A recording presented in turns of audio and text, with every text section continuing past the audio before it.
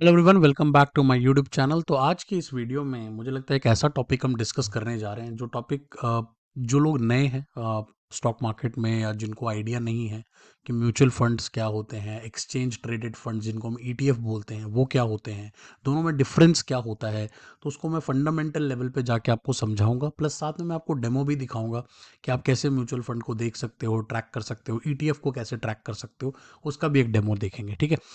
तो I hope कि आपको ये लेक्चर अच्छा लगेगा। ठीक है, काफ़ी बार कमेंट सेक्शन में मैंने देखा था कि सर म्यूचुअल फंड्स क्या होते हैं, समझा दो। तो यहाँ पर मेरे ख्याल से म्यूचुअल फंड और ईटीएफ दोनों का डिफरेंस भी बताऊंगा, साथ साथ में कंपैरिजन भी कर दूंगा, राइट। और अगर आप मेरे सारे टेलीग्राम चैनल पे जा सकते हैं, अगर आप टेलीग्राम चैनल को ज्वाइन करना चाहते हैं, मेरे को फॉलो करना चाहते हैं, वहाँ पे मैंने काफ़ी सारे नोट्स भी पोस्ट किए हैं, तो वो आप डाउनलोड कर सकते हो। और अगर आप मेरे सारे नोट्स को बिल्कुल ऑर्गेनाइज तरीके से एक्सेस करना चाहते हैं, तो आप मेरे चैनल को ज्वाइन कर सकते हैं। तो ईजिली आप उसको ज्वाइन पे क्लिक करना, नोट्स मास्टर का प्लान है, उसको आप ले सकते हो मंथली वाइज, और वो आपको सारे नोट्स का एक्सेस दे देता है। तो लेट्स बिगिन। देखते हैं। तो सबसे पहले मैं इसको डिफरेंट डिफरेंट पैरामीटर्स पे कंपेयर करूंगा। सबसे पहला कंपैरिजन जो हम करेंगे that is called investment structure के ऊपर कंपैरिजन करते हैं। तो म्यूचुअल फंड में क्या होता है कि it is actively managed investment portfolios that pool money from multiple investors. तो बेसिकली इसमें होता क्या है कि एक एक पूल बनाया जाता है मनी का, जिसमें कि मान लो मैं भी एक इन्वेस्टर हूँ और मेरे जैसे ना जाने कितने लाखों करोड़ों लोग हो सकता है उस पर्टिकुलर फंड में इन्वेस्ट करते हैं, राइट। तो it's a pool of money, ठीक है। और फिर जब वो मनी आ जाता है पूल में, तो फिर वो पैसा आगे बॉन्ड में, स्टॉक में, अदर सिक्योरिटीज में उसको लगाया जाता है। तो बेसिकली ये एक पोर्टफोलियो ऑफ पूल मनी होता है, ठीक है, जिसमें मल्टीपल इन्वेस्टर्स इन्वेस्ट करते हैं। That is called mutual fund. ETF में क्या होता है, ईटीएफ जो है ट्रेडेबल फंड्स है that track the specific index या पर्टिकुलर सेक्टर या कोई asset class. So basically ETF जो होता है वो डायरेक्टली जैसे स्टॉक मार्केट पे किसी भी शेयर को आप बाय या खरीद सकते हैं, वैसे ही ईटीएफ को भी ट्रेडेबल फंड्स होते हैं वो, ठीक है। तो वहाँ पे क्या होता है कि आप अपने लेवल पे ही आपको जा करके किसी भी फंड को, वो इंडेक्स का फंड भी हो सकता है, निफ्टी 50 का हो सकता है, या फिर सेंसेक्स का हो सकता है, राइट। या फिर आप उसको सेक्टर वाइज भी ले सकते हैं। मान लो मेरे को एफएमसीजी में इन्वेस्ट करने का मन है, या मेरे को आईटी में इन्वेस्ट करने का मन है, तो हर सेक्टर का भी एक ईटीएफ होता है। तो आप उस सेक्टर में पर्टिकुलरली इन्वेस्ट कर सकते हैं, जो कि बेसिकली बास्केट ऑफ सिक्योरिटीज होता है। तो उसमें जैसे आप इंडेक्स, अगर आप इंडेक्स ईटीएफ में लगा रहे हो, तो इंडेक्स में जैसे 50 कंपनीज आती हैं, तो वो 50 की 50 कंपनीज का एक बास्केट तैयार करता है और उस बास्केट में पैसा लगा देता है, राइट। सो बेसिकली इसमें आप डायरेक्ट वो चीज़ बाय करते हो, इंडेक्स को डायरेक्टली बाय करते हो, सेक्टर को डायरेक्टली बाय करते हो। म्यूचुअल फंड वाले केस में क्या होता है कि वो आप एक पूल में पैसा डालते हो और फिर वो आगे इन्वेस्ट किया जाता है। वो आप नहीं करते हो, वो आगे कोई और करता है, वो भी मैं बताऊंगा क्या होता है, ठीक है। तो पहला वाला पॉइंट आई होप कि क्लियर हो गया हो, ठीक है। नेक्स्ट पॉइंट जो है वो ट्रेडिंग एंड प्राइसिंग के बारे में बात करते हैं, जो मैं अभी कह रहा था कि mutual fund traded once a day. तो म्यूचुअल फंड की जो सारी ट्रेडिंग होती है वो मार्केट के क्लोज होने के बाद होती है, और वो हमेशा एनएवी पे डिपेंड करता है, नेट एसेट वैल्यू, ठीक है। अगर आपको एनएवी नहीं पता कि वो क्या होता है, तो आप एनएवी कमेंट सेक्शन में छोड़ जाना, मैं उसके ऊपर एक शॉर्ट वीडियो बना दूंगा कि भाई एनएवी होता क्या है, राइट। तो बट अभी के लिए आप समझ लो कि एनएवी एक यूनिट्स के फॉर्म में होता है, जिसमें आप उसको बाइंग या सेल करते हो, राइट। तो ये एक बार ट्रेड होता है मार्केट के क्लोज होने के बाद। जबकि अगर आप ईटीएफ की बात करो, तो वो दिन भर ट्रेड होता रहता है जब तक मार्केट खुली हुई है।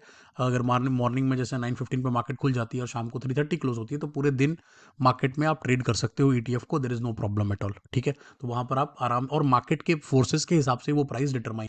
मूविंग ऑन, जो तीसरा पॉइंट है यहाँ पर वो है फीस और एक्सपेंस, जो कि मतलब एक कहते हैं ना सबसे बड़ा कंफ्यूजन रहता है कि भाई म्यूचुअल फंड में डालें या फिर ईटीएफ में डालें, ज़्यादा पैसा कहाँ लगता है, क्या चक्कर क्या है, वो सारा समझा देता हूँ एक बारी। तो म्यूचुअल फंड का जनरली हायर एक्सपेंस होता है। अब क्यों हायर एक्सपेंस होता है वो मैं समझाता हूँ। उसका रीज़न क्या होता है, जैसा मैंने आपको बताया था कि यहाँ पर एक पूल ऑफ मनी बनाई जाती है, राइट। और फिर उस मनी को एक वहाँ की मैनेजमेंट होती है, एक वहाँ की टीम होती है, एक फंड मैनेजर होता है, जो उस पैसे को आगे इन्वेस्ट करता है। तो सारा जो कहते हैं ना कि एनालिसिस करना है, सारा जो रिस्क लेने वाला काम है, वो उस फंड मैनेजर का काम है, वो आपका टेंशन नहीं है। वो अपने आप ही कौन से स्टॉक को अंदर लाना है, कौन से स्टॉक को बाहर करना है, वो सारा डिसीजन वो आपके बिहाफ पे लेता रहता है, राइट। तो इट इज़ यहाँ पे क्या होता है कि आपको अपना कुछ दिमाग लगाने की जरूरत नहीं होती। आप बस मतलब दिमाग ये लगाना है कि भाई कौन से फंड में डालना है, वो तो आप परफॉर्मेंस एनालिसिस तो करोगे ही करोगे, बट आगे वो पैसा कहाँ इन्वेस्ट होगा वो उस फंड मैनेजर पर डिपेंड करता है। तो इसीलिए इसमें जो होता है, मैनेजमेंट अपनी फीस भी जोड़ लेती है, एडमिनिस्ट्रेटिव कॉस्ट भी जोड़ लेती है, सेल्स लोड्स भी जोड़ लेती है। तो वो सब कुछ यहाँ पे कैलकुलेट होकर जुड़ जाता है, and that is why mutual fund की फीस हमेशा ज्यादा होती है, क्योंकि उसमें जो रिस्क होता है, वो उसमें जो सारे डिसीजंस होते हैं वो बेसिकली कोई और ले रहा है, वो आप नहीं ले रहे हो, ठीक है। और जबकि ईटीएफ की बात है तो ईटीएफ की लो फीस होती है, क्योंकि ईटीएफ में क्या है, ईटीएफ में तो सब सब कुछ आप ले रहे हो, यहाँ पे कोई मैनेजमेंट का तो कोई बंदा बैठा नहीं है, कोई आपको दिमाग देने वाला नहीं है, कोई सलाह देने वाला नहीं है, आप सही कर रहे हो या गलत कर रहे हो कोई बताने वाला नहीं है, राइट। आप जो भी कर रहे हो अपने हिसाब से कर रहे हो, आपको लग रहा है कि भाई ये सेक्टर अच्छा लग रहा है, मुझे ईवी वाला सेक्टर अच्छा लग रहा है, तो आपने इलेक्ट्रिकल व्हीकल में पैसा डालना शुरू कर दिया, कल को ईवी नहीं चलेगा चलेगा तो वो आपकी टेंशन। और कहते हैं ना कि क्विकली मूव्स, कहते हैं ना क्विक मूव्स लेना, वो म्यूचुअल फंड में जो फंड मैनेजर बैठा है, क्योंकि वो दिन भर स्टॉक मार्केट को ट्रैक करता रहता है, तो उसके लिए वो मूव लेना कहीं ना कहीं आसान होता है। तो जनरली जो पैसिव लोग होते हैं, जिनको कि कहते हैं ना कि जो रेगुलरली ट्रैक नहीं कर सकते, वो अपना पैसा म्यूचुअल फंड में डालना पसंद करते हैं। इवन तो उसकी फीस ज़्यादा है, फिर भी वो म्यूचुअल फंड में डालते हैं, क्योंकि वो ट्रैक नहीं कर सकते। वो उनको लगता है हमने म्यूचुअल फंड को डाल दिया, म्यूचुअल फंड की टेंशन है कि वो आगे फंड हाउस वो पैसा कैसे लगाता है। लेकिन जो लोग एक्टिवली मार्केट को ट्रैक करते रहते हैं और उनको पता है कि भाई क्या चीज़ ऊपर जाएगी क्या चीज़ नीचे जाएगी, तो वो अपने हिसाब से डिसीजन लेते हैं, उसमें उनको किसी और को फीस देने की जरूरत नहीं पड़ती। मूविंग ऑन, जो नेक्स्ट पॉइंट है that is called management style, तो उसके बारे में बात करते हैं। तो म्यूचुअल फंड, जैसा मैंने आपको बताया कि वो एक्टिवली मैनेज्ड बाय प्रोफेशनल है, तो वहां पर कोई फंड मैनेजर होता है जो कि मार्केट को भी बीट कर सकता है, उसकी अगर होशियारी अच्छी है, is very good fund manager, तो वो मार्केट मान लो अगर 12% पे ग्रो कर रही है, तो आपका फंड हो सकता है 15%, 18%, 20% पे भी ग्रो कर सकता है, कोई मुश्किल बात नहीं है, राइट। डिपेंडिंग अपॉन कि वो किस तरह के स्टॉक्स में पैसा डाल रहा है, किस तरह के रिस्की स्टॉक्स में पैसा डाल रहा है। ऑन द अदर साइड जो ईटीएफ है वो जनरली पैसिव होते हैं, पैसिवली मैनेज्ड होते हैं, इंडेक्स के हिसाब से ही मूव करता है, तो इंडेक्स अगर ऊपर की तरफ जाएगा तो ईटीएफ भी ऊपर जाएगा। ऑन द अदर साइड अगर इंडेक्स नीचे जाएगा तो ऑब्वियसली आपका पैसा भी नीचे ही जाएगा, राइट। मिनिमम इन्वेस्टमेंट की रिक्वायरमेंट की बात करें तो म्यूचुअल फंड जनरली बहुत ही कहते हैं ना छोटे अमाउंट से शुरू हो सकता है। अगर मैं उसको ओवरऑल ग्रोथ की बात करूं, इंडिया में तो लोग 500 रुपए 100 रुपए से भी वो शुरू हो सकता है। अगर ग्लोबली बात करें तो $100 के अप्रॉक्सीमेटली शुरू होता है, और वो $10,000 के भी ऊपर तक जा सकता है, जिसमें आप इन्वेस्टमेंट कर सकते हो। मिनिमम इन्वेस्टमेंट की बात कर रहा हूँ। ऑन द अदर साइड अगर हम ईटीएफ की बात करें तो ईटीएफ जनरली कोई मिनिमम इन्वेस्टमेंट इसमें नहीं होती।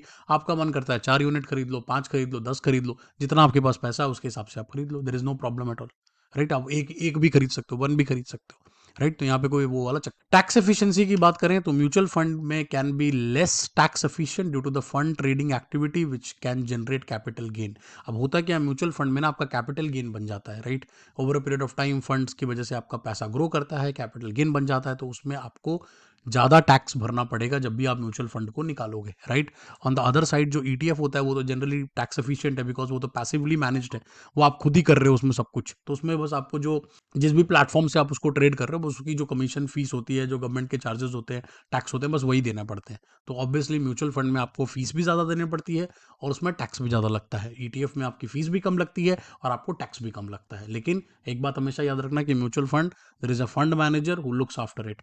ऑन दैट ईटीएफ सब कुछ आपके हाथ में है, अगर आपने अच्छा कर दिया, आपका एनालिसिस अच्छा है तो आप अच्छा करोगे, आपका एनालिसिस उतना अच्छा नहीं है तो कहीं ना कहीं नुकसान हो सकता है।